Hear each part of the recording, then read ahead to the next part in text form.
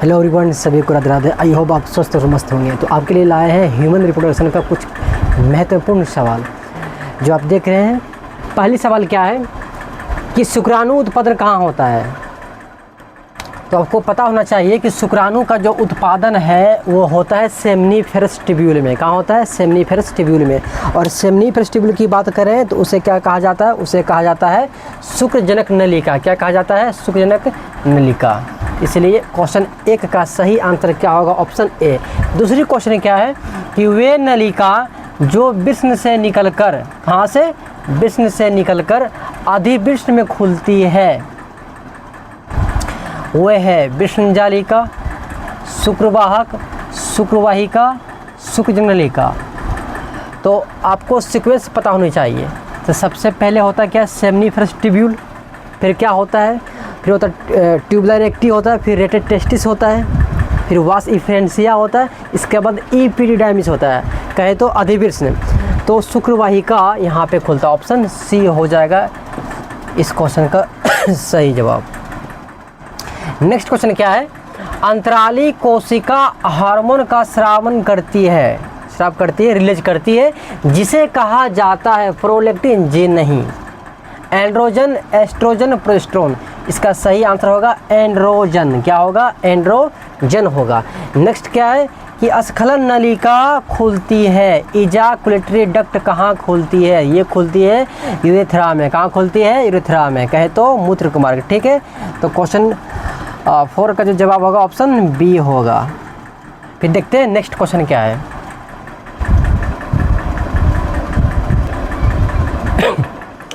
तो आइए देखते हैं नेक्स्ट क्वेश्चन क्या है कि शुक्राणुओं को उनके विकास के दौरान किसके द्वारा पोषित किया जाता है? उसे कौन पोषण प्रदान करता है? सर्टोली कोशिका, संयोजी उत्तक कोशिका, अंतराली कोशिका, डी में उपरोक्त में कोई नहीं।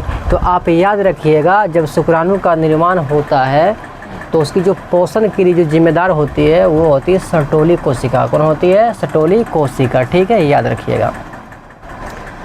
अधिवृषण किन के मध्य स्थित होता है? अगर आपको मार्ग याद है तो उसमें लिखा है कि सबसे पहले शुक्रजनक नलिका किस में खुलती है? सीधा नलिका में, जिसे बोलते हैं ट्यूबुलर एक्टी। फिर खुलता है वो कहाँ जा करके? रेटेड टेस्टिस में। फिर वास इफ्रेंसिया में। फिर कहाँ खुलता है?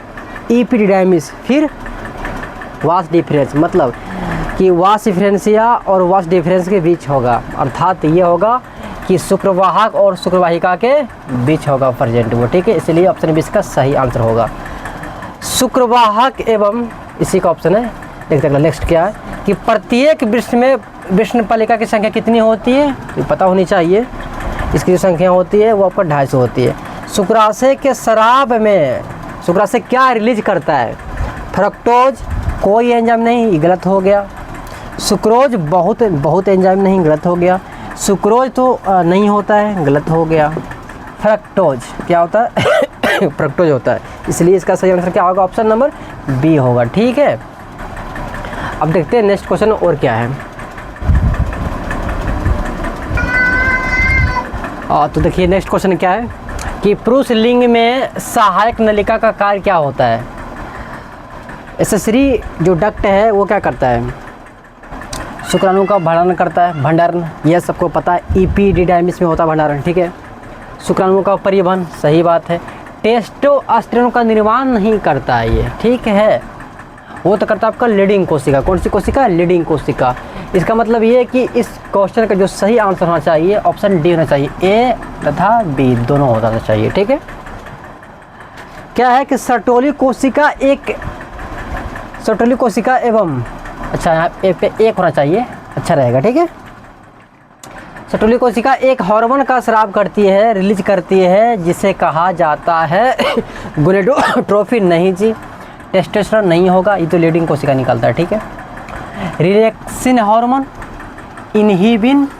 यस, इस क्वेश्चन का सही आंसर क्या होना चाहिए? इनहिबिन होना चाहिए। ठीक है, अगर यही पूछता कि बताओ कि लीडिंग कोशिका क्या निकालता, लीडिंग कोशिका क्या निकालता, तो ये लीडिंग कोशिका जो लीडिंग सेल है ये लिंक से निकलता है किसको, तो कौन सा हार्मोन को, टेस्टोस्टेरोन हार्मोन का। ये भी क्वेश्चन पूछा जाता है, टेस्टोस्टेरोन, ठीक है, अस्टेरोन, ये हो जाएगा। तो मिलते हैं इसका पार्ट 2 लेकर के, तब तक के लिए नोट्स बनाइए, प्रॉपर तरीके से आप इसे लिखिए।